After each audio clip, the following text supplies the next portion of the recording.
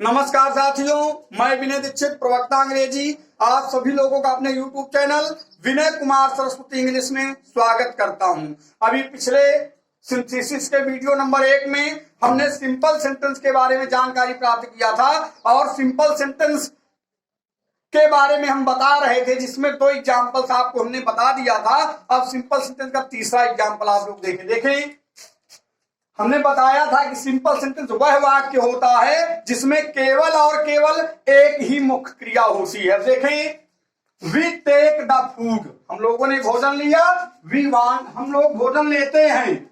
We want to live, हम जीवित रहना चाहते हैं। तो आपको देखें, 2 वाक्य हैं। इस वाक्य में टेक क्रिया है, इस वाक्य में वांट है। तो हम क्या करेंगे, हम किसी एक ऐसे वाक्य का निर्माण करेंगे जिसमें एक ही क्रिया हो। तो हम जैसे इसको बना दें कि हम जीवित रहने के लिए भोजन लेते हैं, तो वाक्य आपका सिंपल सेंटेंस बन जाएगा। कैसे बना देंगे, we take the food to live. We take the food to live, बन गया आपका सिंपल सेंटेंस। अब एक वाक्य और देखें,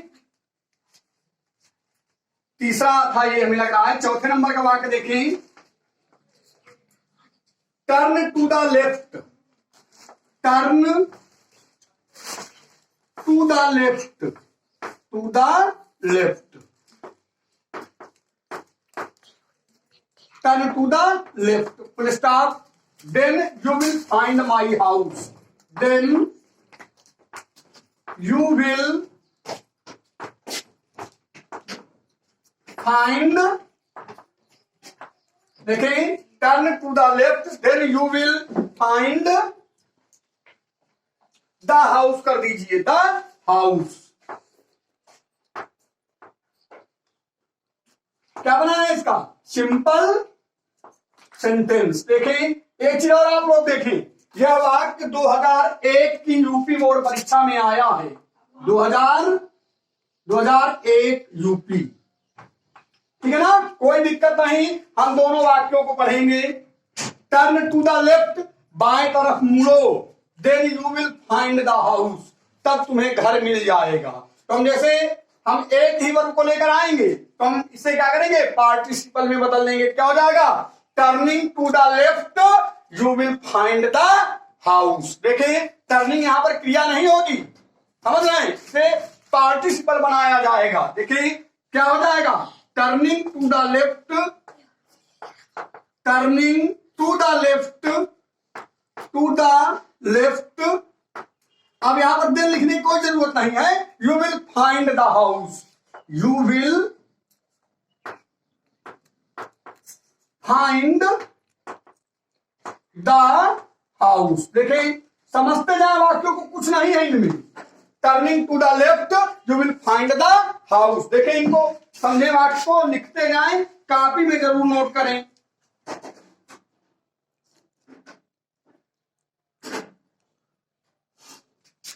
देखें अगला वाक्य, देखें 5वां वाक्य देखें, हरी रैन फास्ट। अगला वाक्य देखेंगे, हरी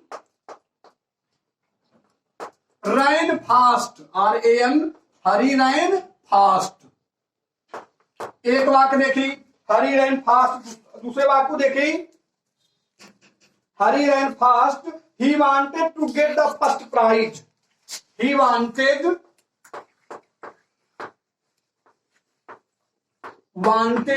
टू गेट द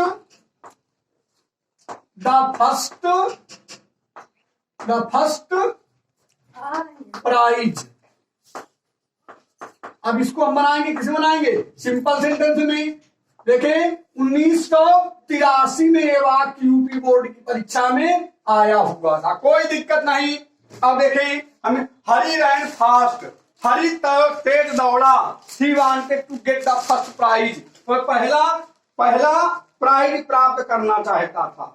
अब क्या करेंगे, अब कैसे इसको बनाएंगे, हरी रैन फास्ट, हरी तेज दौड़ा। He wanted to get the first prize, वह प्रथम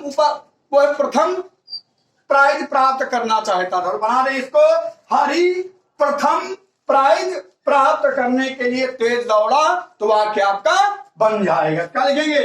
हरी Hari ran fast to get the first prize. To get the first prize बन गया आपका वाक्य, to get the first prize. देखिए, to get the first prize, ठीक है ना। हमारे हिसाब से आपके समझ में ये आ गया होगा कि सिंपल सेंटेंस में एक और केवल एक ही फिनिट वर्ब होती है, ठीक है ना। एक फिनिट वर्ब जहां पर हो तो उसे सिंपल सेंटेंस कहते हैं। जब दो या दो से अधिक वाक्यों को एक सिंपल सेंटेंस से बदला जाता है तो हम याद रखेंगे नए बने हुए वाक्य में एक ही फिनिट वर्ब हो, ठीक है ना। अब हम मेटेंगे इसको। अब इसके बाद हम क्या लिखेंगे? जो ये हो गया सिंपल सेंटेंस का मोटा मोटा प्रोफार्मा बना दीजिए। देखिए, अब हम आपको बताएंगे कि सिंपल सेंटेंस बनाने के लिए कुछ नियमों की आवश्यकता हमें पड़ती है। देखिए,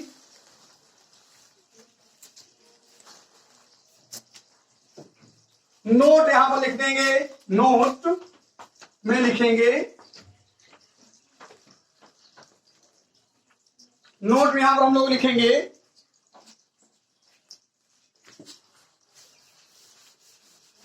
नोट में लिख दें सिंपल सेंटेंस बनाने के दौरान, सिंपल सेंटेंस बनाने के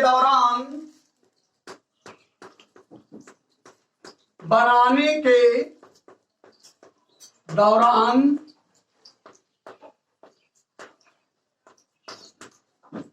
हमें कुछ विशिष्ट नियमों की आवश्यकता पड़ती है। हमें कुछ विशिष्ट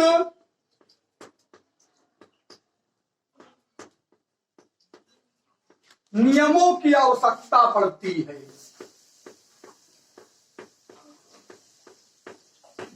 नियमों की आवश्यकता पड़ती है।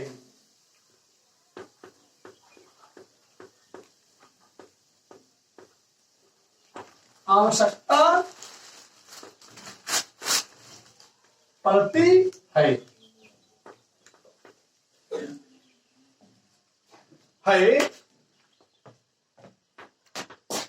जो निम्नवत हैं।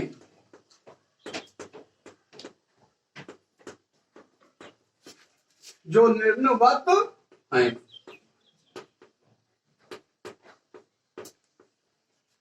अब देखें, हम नीचे वाले इसको आप लोग नोट कर चुके होंगे, हम इसे मिटे दे रहे हैं।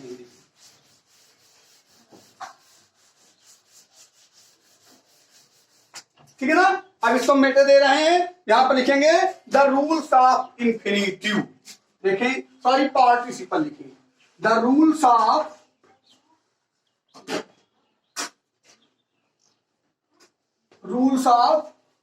Participle, PARTICIPLE।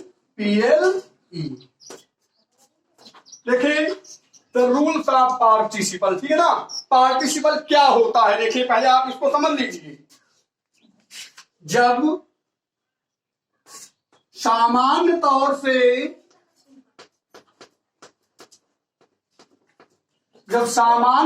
से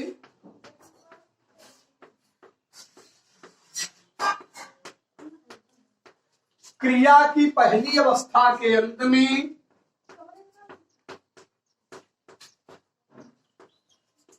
क्रिया की पहली अवस्था के अंत में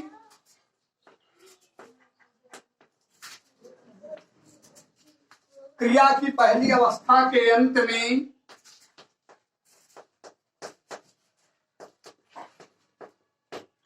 आईएनजी लगाया जाए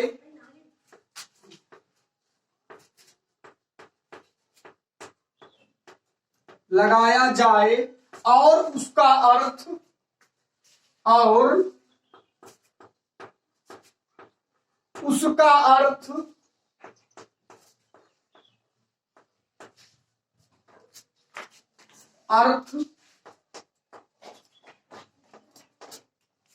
उसका अर्थ देखें, कर, हुआ, हुए,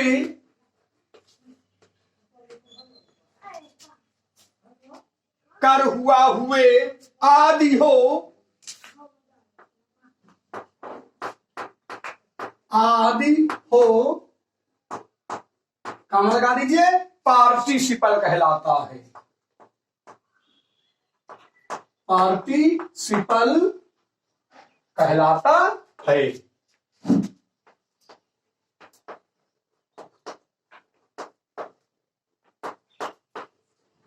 ठीक है ना, पार्टिसिपल कहलाता है। एक और लिख लीजिए, पार्टिसिपल 3 प्रकार के होते हैं।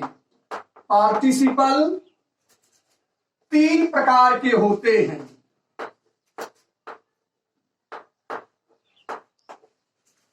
तीन प्रकार के होते हैं।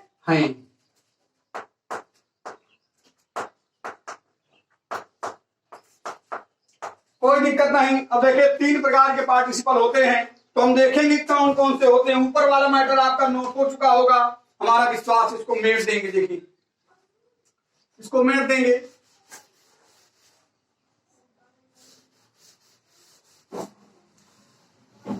ठीक है ना, नंबर 1 डाल देंगे यहां पर।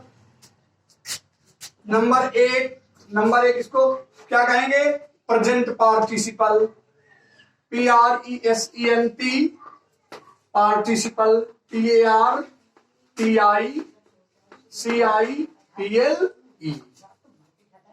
नंबर 2 डाल देंगे यहां पर, देखें past participle, participle CIPLE। Number 3 डाल देंगे। 3 में क्या होगा आपका, फ्यूचर पार्टिसिपल नहीं होता, क्या होगा, परफेक्ट पार्टिसिपल। देखेंगे perfect participle, perfect participle,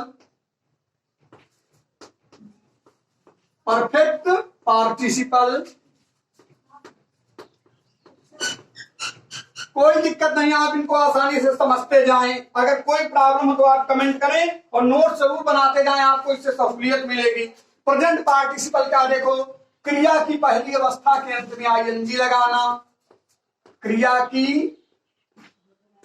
first form के अंत में आईएनजी, फर्स्ट फॉर्म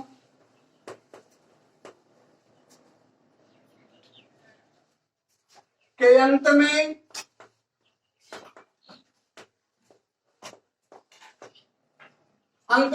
आईएनजी, इसलिए प्रेजेंट पार्टिसिपल है। ध्यान देंगे, पास्ट पार्टिसिपल क्या है, क्रिया की तीसरी अवस्था, क्रिया की तीसरी अवस्था,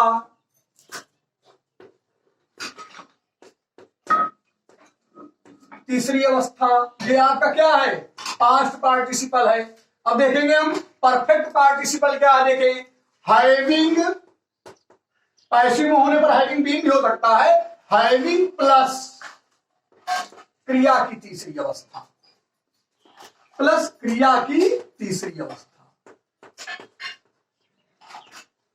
की तीसरी अवस्था।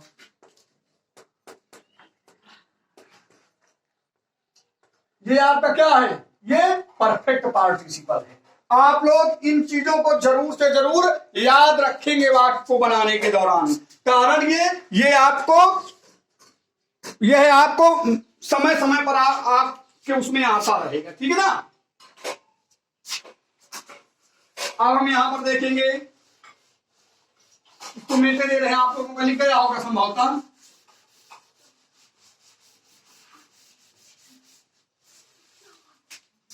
अब देखेंगे यहां पर एक चीज और इंडिकेशन कर दीजिए,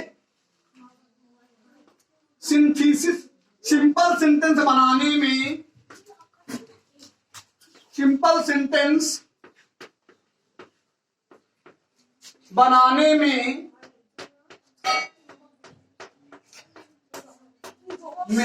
जब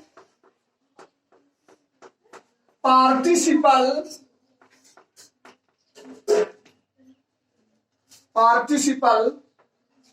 का प्रयोग किया जाता है,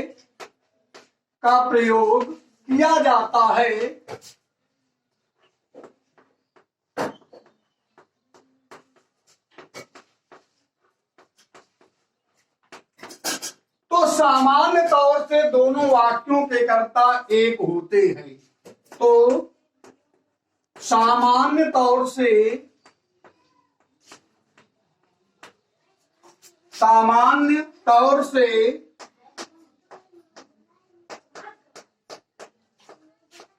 दोनों वाक्यों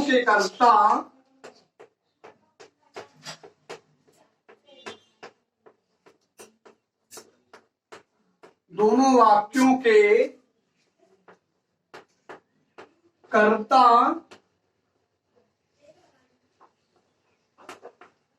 एक ही होते हैं।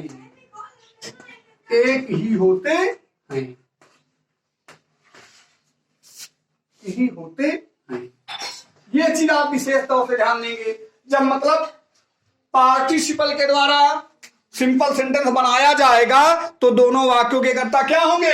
एक ही होंगे। संभवतः ऊपर वाला पोर्शन आपका लिख गया होगा जो मैंने ये लिखाया था, present participle, past participle, perfect participle. ठीक है ना। अब हम यहां पर अब आएंगे सिंथेसिस करने के नियमों को वो करेंगे। देखें, रूल नंबर 1 नाम देंगे इसको,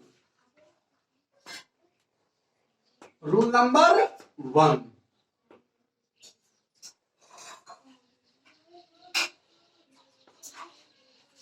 इसको हम कैसे समझेंगे? देखें, जब दो वाक्य दिए हों,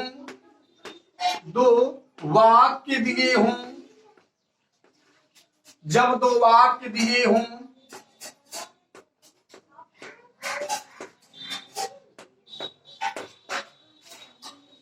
साथ ही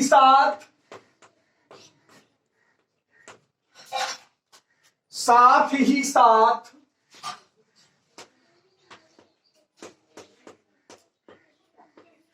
दोनों वाक्यों के कर्ता एक हों, दोनों वाक्यों के कर्ता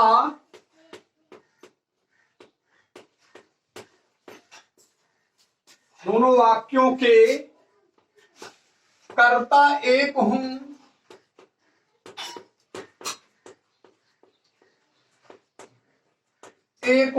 और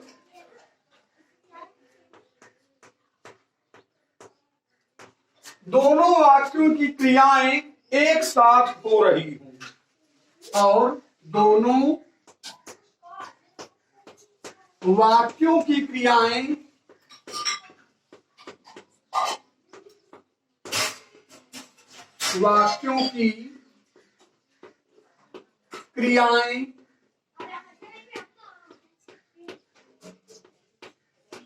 एक साथ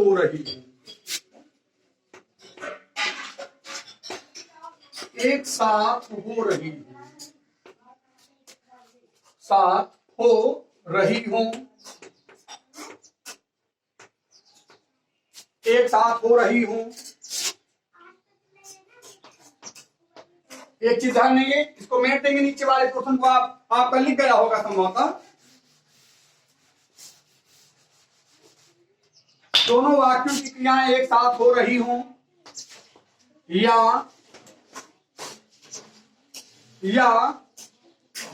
पहली क्रिया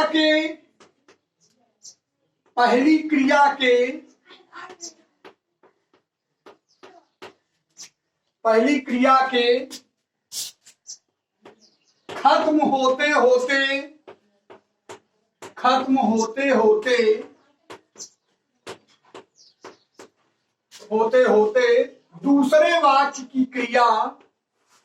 दूसरे वाक्य की क्रिया शुरू हो गई, वाक्य की क्रिया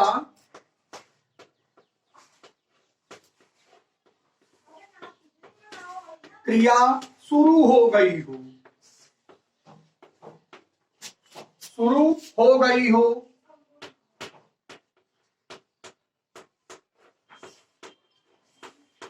या पहले चालू क्रिया के कारण, पहले चालू क्रिया के कारण, या शुरू कर दीजिए, शुरू हुई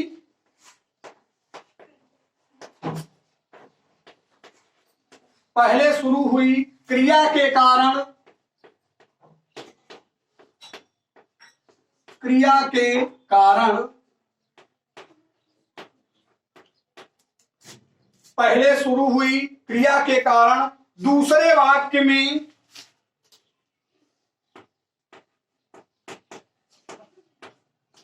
दूसरे वाक्य में भय, डर, आतंक, भय, डर, आतंक का भाव व्यक्त हो, का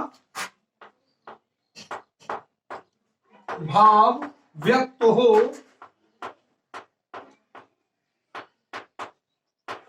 व्यक्त हो तो पहली वाली, पहले शुरू होने वाली,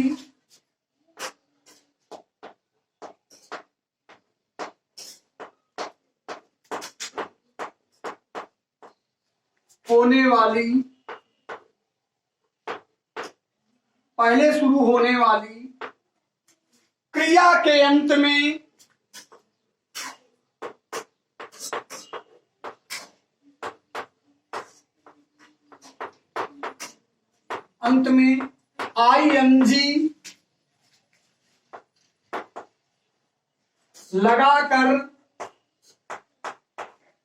आईएनजी लगाकर सिंपल सेंटेंस बना देती थी, सिंपल सेंटेंस बना देते हैं, कोई दिक्कत नहीं। आप इसको समझें, पढ़ें और फिर सेंटेंसेज को आप करें, तभी आपके समझ में आएगा। हमारे हिसाब से अब हम आपको वो नहीं, अभी इसके एग्जाम्पल्स नहीं दिखा पाएंगे। ध्यान दें, जब दो वाक्य दिए हों, साथ ही साथ दोनों वाक्यों के कर्ता एक हों। एक चीज क्या है, दोनों वाक्यों के आपके कर्ता क्या हों, एक हों, और दोनों वाक्यों की क्रियाएं एक साथ चल रही हों, या पहली क्रिया के खत्म होने के बाद दूसरे वाक्य की क्रिया चालू हो, शुरू हो, या पहले क्रिया शुरू हुई क्रिया के कारण दूसरे वाक्य में भय